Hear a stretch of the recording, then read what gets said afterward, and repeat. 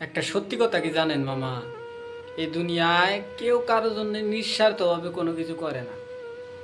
সেটা বন্ধু বান্ধব হোক, ভাই বোন হোক, বা আত্মীয় স্বজন, বা মা বাবাই কেন না হোক, নিঃস্বার্থভাবে নিঃস্বার্থ ভাবনায় কেউ কারোর জন্য কোনো কিছু কখনোই করে না এই স্বার্থপর পৃথিবীতে।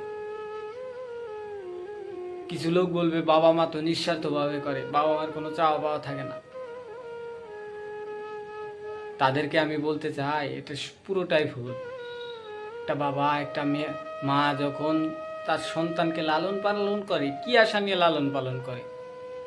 যে তার বৃদ্ধা বয়সে সেই সন্তানটা তার হাতে লাঠি হয়ে দাঁড়াবে, তাদেরকে দেখাশোনা করবে, তাদেরকে বৃদ্ধ বয়সে ছোট ছেলের মতো ছোট মেয়ের মতো লালন পালন করবে, তার বৃদ্ধ বয়সটা হাসি খুশিতে চলে যাবে। এটা ভেবেই তো তার ছেলেকে বা তার মেয়েকে মা বাবা লালন পালন করে। এটা কি মা বাবার স্বার্থ না? এক ছেলে বেকার, বাড়িতে বসে বসে খায়, তার ছোট ভাই দিন গেলে 2000 টাকা চাকরি করে।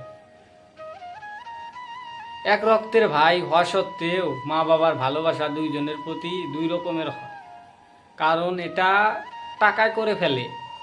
স্বার্থর কারণে মা বাবার চোখেও সন্তানের প্রতি ভালোবাসাটা দুই নজরের হয়ে যায়।